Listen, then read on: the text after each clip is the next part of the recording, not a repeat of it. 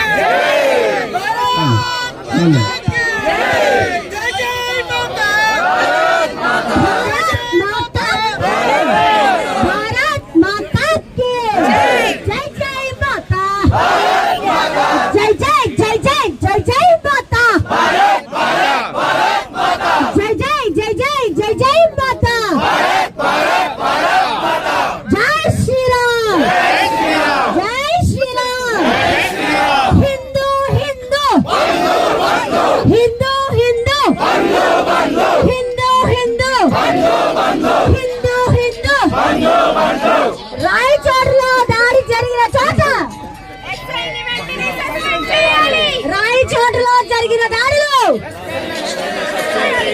రాయచోటిలో ఎస్ఐడిసిఐని వెంటనే రాయచోటిలో ఎస్ఐడిసిఐని వెంటనే రాయచోటిలో ఎస్ఐడిసిఐని వెంటనే రాయచోటిలో ఎస్ఐడిసిఐని వెంటనే రాయచోటిలో ఎస్ఐడిసిఐని వెంటనే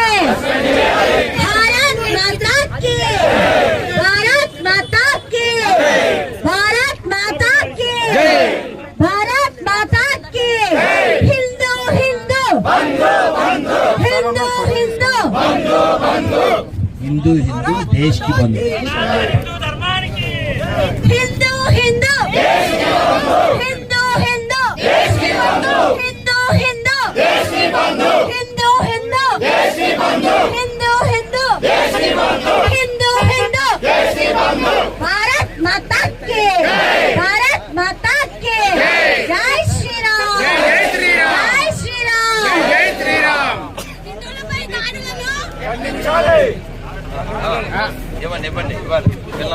హిందువులపై దాడులను హిందువులపై దాడులను హిందువులపై దాడులను హిందువులపై దాడులను జై శ్రీరామ్ జై శ్రీరామ్ భారత్ మాతా కీ భారత్ మాతా కీ జై శ్రీరామ్ హిందువులపై దాడులను హిందువులపై దాడులను जोर से बोलो प्यार से बोलो जय श्री राम जय श्री राम जोर से बोलो प्यार से बोलो जय श्री राम जय श्री राम जोर से बोलो प्यार से बोलो जय श्री राम जय श्री राम जोर से बोलो प्यार से बोलो जय श्री राम जय श्री राम जोर से बोलो प्यार से बोलो जय श्री राम जय श्री राम जय भवानी वीर शिवाजी जय भवानी वीर शिवाजी जय भवानी वीर शिवाजी जय भवानी जोर से बोलो प्यार से बोलो जय श्री राम जय श्री राम जोर से बोलो प्यार से बोलो जय श्री राम जय श्री राम हिंदुవులపై పెట్టిన అక్రమ కేసులు వెంటనే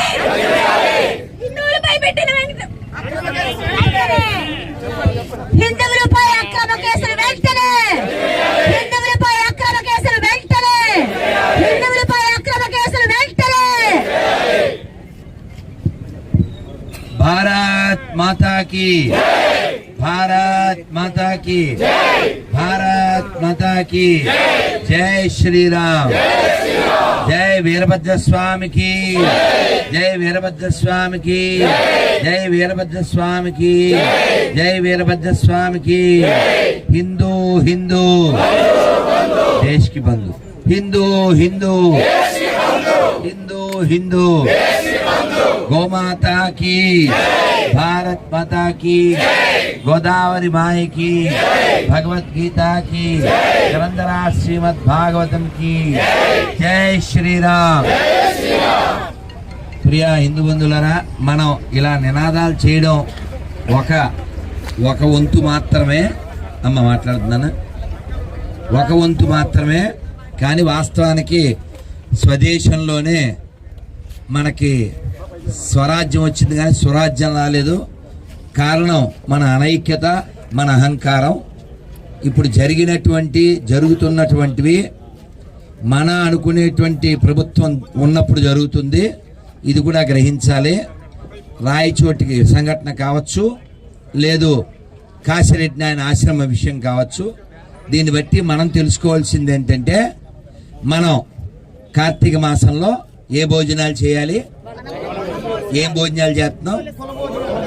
ఇక్కడ మారవలసిన దరిద్రులు ఆలోచించాల్సింది, మాట్లాడాల్సింది, పోట్లాడాల్సింది, పరిశీలించాల్సింది. ఇవేమీ చేయకపోతే నశించిపోయేది.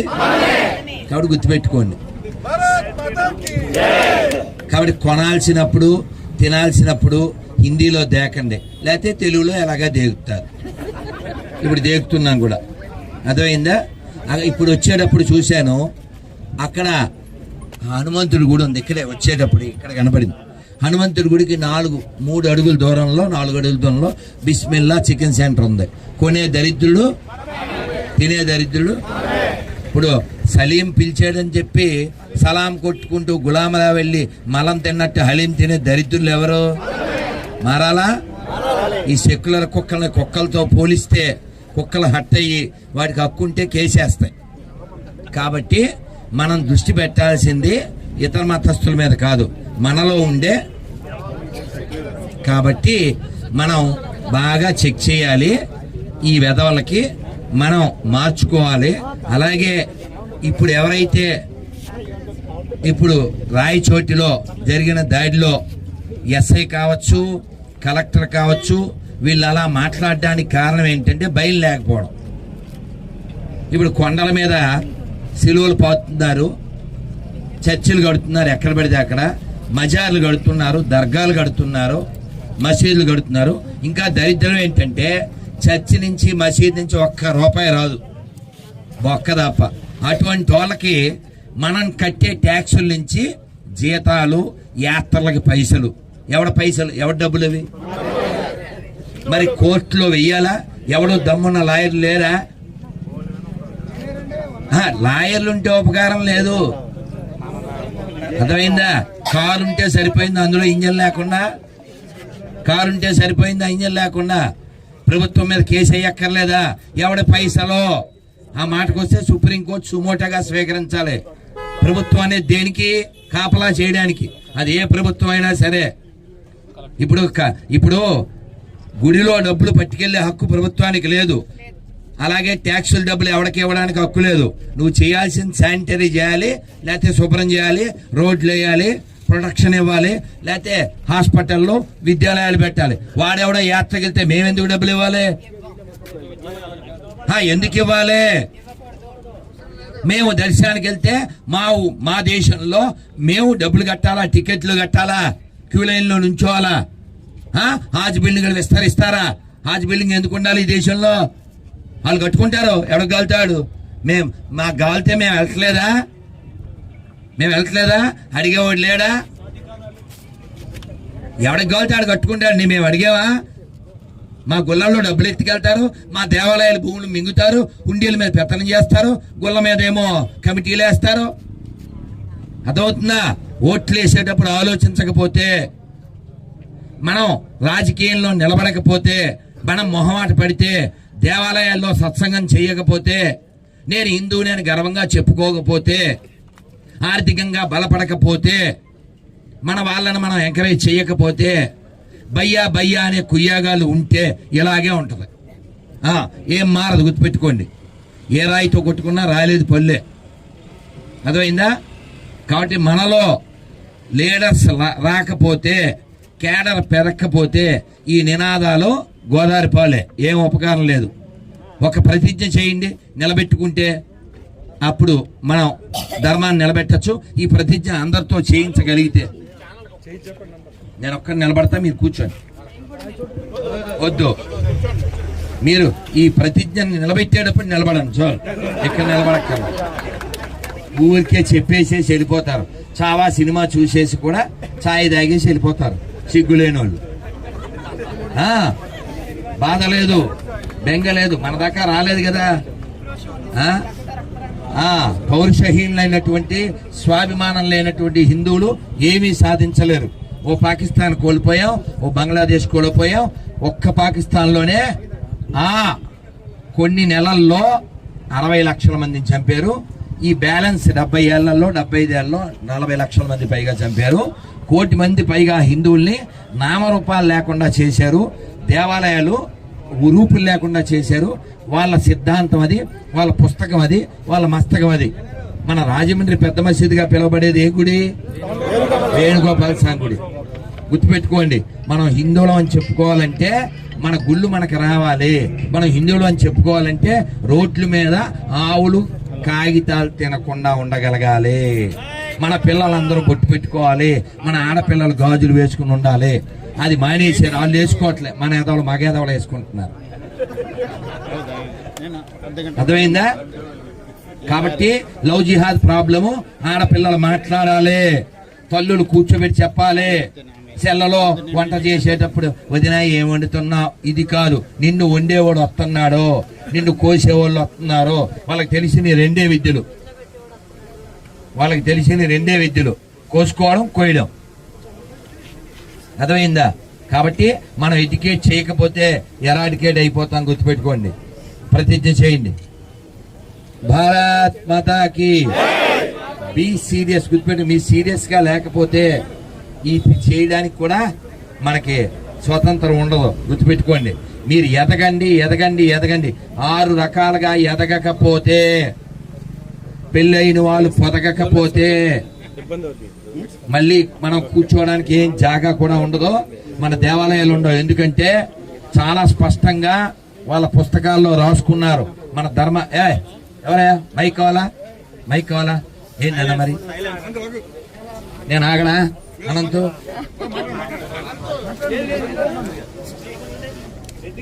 ప్రతిజ్ఞ చేయండి. భారత్ మాతాకి, భారత్ మాతాకి జై శ్రీరామ్. మనం రాజమండ్రిలో ఈ కార్యక్రమం చేసుకుంటున్నాం, కానీ ఇది దురదృష్టకరం. మన దేవాలయాల మీద దాడి, మన ధర్మం మీద దాడి. ఎందుకు అలా జరుగుతుందంటే మనం మైనారిటీ అవబట్టి జరుగుతుంది.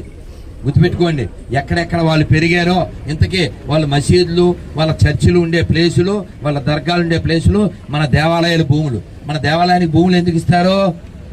దేవుడి మాన్యంగా ఇచ్చి దేవాలయం కొనసాగడానికి, దాని మీద ఆధారపడిన అన్ని కులాల వాళ్ళు సుఖంగా జీవించడానికి, భక్తి చేయడానికి. అంతేగాని గవర్నమెంట్ ఎవడు బాబు సొమ్మని తీసుకుంటుంది, వాళ్ళకి వీళ్ళకి ఇస్తుంది, వాళ్ళు ఆక్రమిస్తున్నారు. కారణం ఏంటి? మన బలహీనత, మన అనైక్యత. కాబట్టి హిందువులారా కొనేటప్పుడు, తినేటప్పుడు చాలా స్పష్టంగా ఉండండి. రండి, చేపెట్టండి. ఈ భారతదేశంలో, ఈ హిందూ రాష్ట్రంలో, ఈ ఆర్యావర్తనంలో హిందూగా జన్మించిన నేను, హిందూగా జీవిస్తున్న నేను హిందువుల దగ్గరే కొంటాను, హిందువుల దగ్గరే తింటాను, హిందువులాగే ఉంటాను. భారత్ మాతాకి, భారత్ మాతాకి జై శ్రీరామ్, జై శ్రీరామ్. అలాగే ఇంకొక నినాదం కూడా చెయ్యాలి. మన ఇళ్ల దగ్గరికి వచ్చే వాళ్ళని ప్రశ్నించాలి. మనం ఎడ్యుకేట్ చేయకపోతే, దేవాలయాల్లో ఇళ్లలో సత్సంగం చేయకపోతే, ఎప్పుడో ఒకసారి దెబ్బ తగిలినప్పుడు ఇలా వచ్చేసి జై, ఆ తర్వాత బై, ఆ తర్వాత బయ్యా కూడా వచ్చి కొయ్యి. అదవుతుందా? నేను జోక్గా చెప్పట్లేదు నాన్న, చాలా ఆవేదనతో చెప్తున్నాను, చాలా బాధతో చెప్తున్నాను. ఎక్కడెక్కడ ధర్మాన్ని మనం నిలబెట్టగలమంటే కేవలము దేవాలయాల ఆధారంగానే నిలబెట్టగలం. కానీ దేవాలయాలు వాళ్ళ ఆధీనంలో ఉన్న వాటిలో వ్యాపారం జరుగుతుంది. గవర్నమెంట్ వ్యాపారం చేస్తుంది దేవాలయాలతో, అర్థమైందా? కానీ మన చేతుల్లో కూడా దేవాలయాలు ఉన్నాయి కదా. గవర్నమెంట్ ఆధీనంలో ఉన్న దేవాలయాల్లో కూడా మనం వెళ్ళి రామాయణం మాట్లాడాలి. అక్కడ రామాయణం, భగవద్గీత, భాగవతంలో ఉన్నటువంటి వాటిని ఫ్లెక్సీలో ఇంపార్టెన్స్ గా పెట్టాలి. మరొక ప్రతిజ్ఞ చేయిందనా, ఈ భారతదేశంలో, ఈ హిందూ రాష్ట్రంలో, ఈ ఆర్యావర్తనంలో హిందూగా జన్మించిన నాకు హిందూగా జీవిస్తున్న నాకు ఎడారి మతాలకు, పాషండ మతాలకు, మ్లేచ్ఛ మతాలకు, ఇసక మతాలకు, నీతి లేని మతాలకు, అనైతిక మతాలకు, దిక్కుమాలిన శవాన్ని పడుకోబెట్టే మతాలకు, శవాన్ని నిలబెట్టే మతాలకు, దిక్కుమాలిన ఎడారి మతాలకు, నాకు, నా దేశానికి, నా దేశాన్ని చీల్చిన క్రూర, నికృష్ట, అనైతిక, పాషండ, పనికిమాలిన మతాలకు, నాకు, నా కుటుంబానికి, నా దేశానికి, నా పూర్వీకులకు అస్సలు సంబంధం లేదని బహిరంగంగా, సభాముఖంగా రాజమండ్రి కలెక్టర్ గారి సాక్షిగా, గోదావరి సాక్షిగా, రాష్ట్ర ముఖ్యమంత్రి సాక్షిగా, రాష్ట్ర ఉప ముఖ్యమంత్రి సాక్షిగా, కృష్ణమ్మ సాక్షిగా, కనకదుర్గమ్మ సాక్షిగా, అన్నవరం సత్యనారాయణ స్వామి సాక్షిగా బహిరంగంగా, ధైర్యంగా, గర్వంగా ప్రకటిస్తున్నాను. భారత్ మాతాకి, భారత్ మాతాకి జై శ్రీరామ్, జై శ్రీరామ్, జై శ్రీరామ్.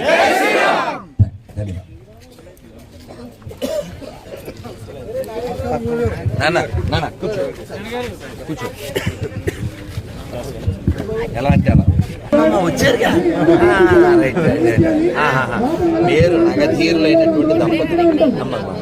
చాలా సంతోషం, చాలా సంతోషం, చాలా సంతోషం. కొంచెం జరమ్మా.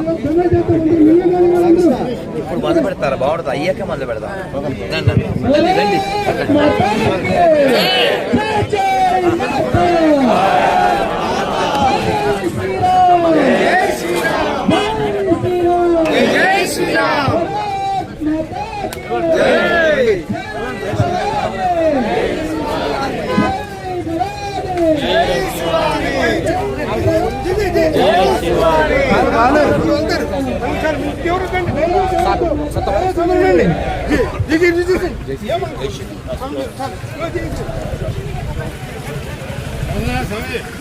బాగున్నాను అమ్మ.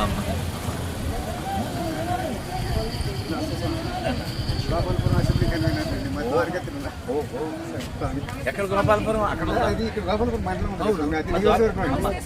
మహారాష్ట్ర నుంచి వచ్చానండి. ఇప్పుడు స్వర్ణ జయంతికి దిగాను.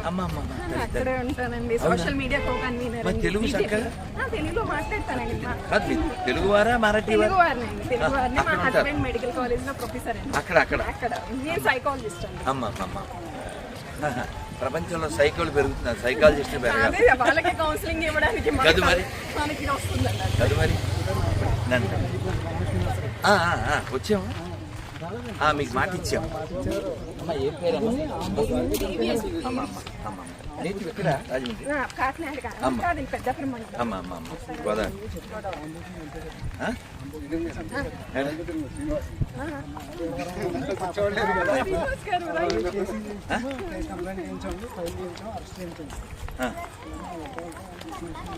దారి అయితే ఉందా? ఎల్లుండగా అమ్మా దేవి. మీరు ఇప్పుడు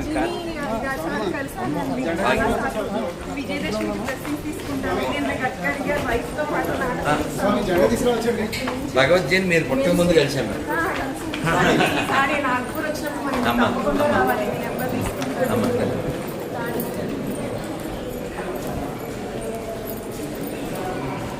మళ్ళీ స్వామి వివేకానంద పెట్టారు కలెక్టరేట్లో. రెడ్డి ఎలా చూడదు?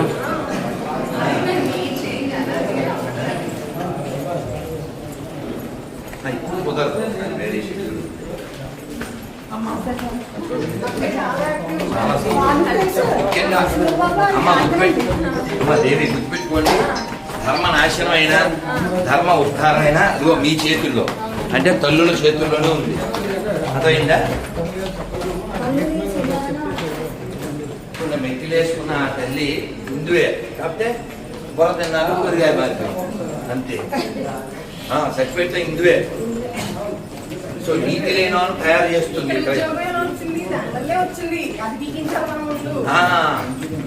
మనకి 2 ఉన్నాయి.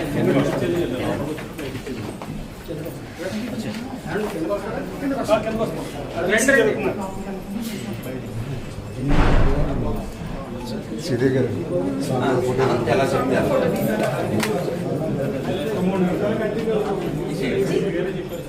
స్వామి ఫోటోస్ మీరే తీస్తారా? అది ఆపేసి వాళ్ళకంటే